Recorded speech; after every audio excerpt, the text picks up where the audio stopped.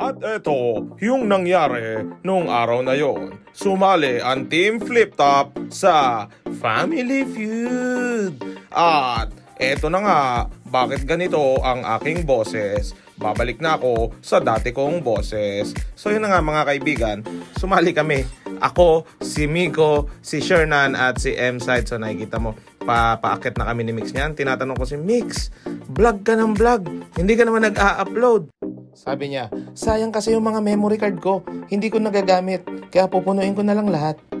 Joke lang, nag-upload yan si Mix. Check nyo, yung page niya na Crazy Mix. So pagpasok namin, nakita namin si Shernan at M-Site. Yo, what's up bro? Tinanong ko agad sila, kamusta ang pinagkakabalahan nyo ngayon?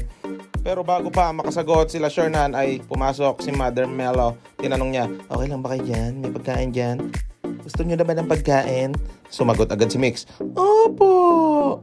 Pero bago pa man magsimula ang lahat, merong pinapirma sa amin si Mother. At sabi ni Shernan, wag mong pirmahan yan. Divorce paper yan. Wala na, napirma mo na. Hiwalay na kayo ng asawa mo. Touch move! So yun na nga, naghiwalay sila ni Annie at yun na nga ang katapusan ng kanilang kwento. Hindi, joke lang. So sa pagpapatuloy ng ating kwento, may mga pinapapirmahan sa amin si Mother na hindi namin binabasa. So hanggang napunta na kami dito sa kabilang kwarto at dito daw kami mag-i-stay. Dahil yung mga pogi dito mag-i-stay at magpapahinga like a boss. Easy boy.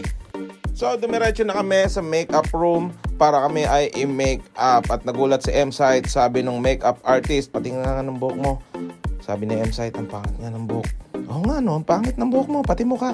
At naririnig ko dito sa kabila, sabi ni Shernan, gusto ko pogi ako yung kamukha ni Ding Dong. Sabi nung makeup artist, hindi ako yung kailangan mo. Kailangan mo, magician. At medyo nangangamba na nga ako dito sa kinauupuan ni Crazy Mix dahil nag-crack na yung sahig na kanyang kinauupuan. De, joke lang, buhok yan.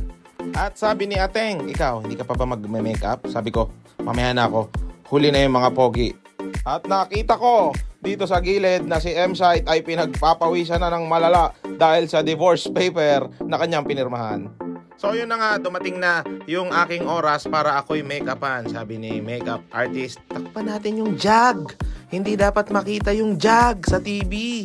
Kasi baka ma-promote yung jag. Jag, baka naman. Jag.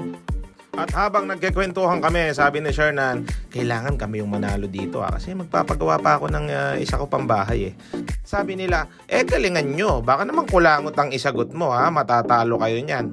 Sabi ni Shernan, hindi kami natatalo, champion kami, tsaka kasama namin yung mga chakra.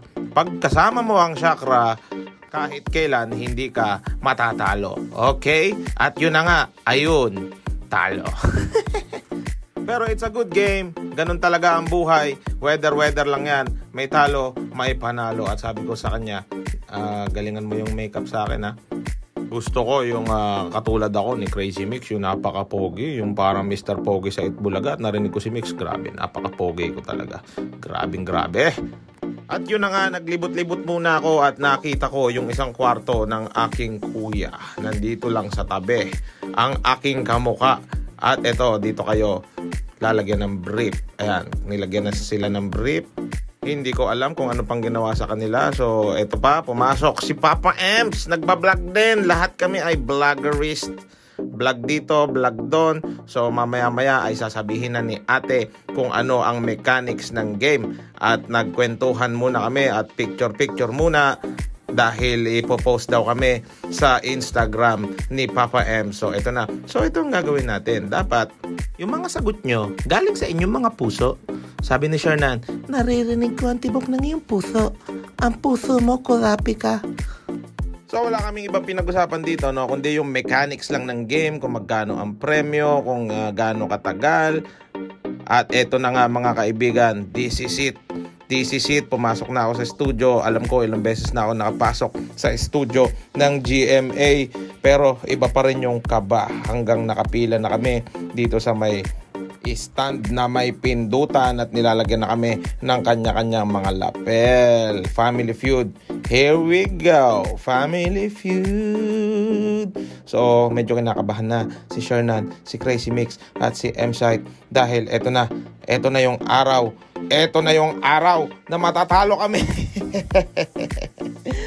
Pero nag-enjoy naman kami. Sobrang enjoy dahil nakita ko yung aking gambal na si Papa D. Papa D, what's up?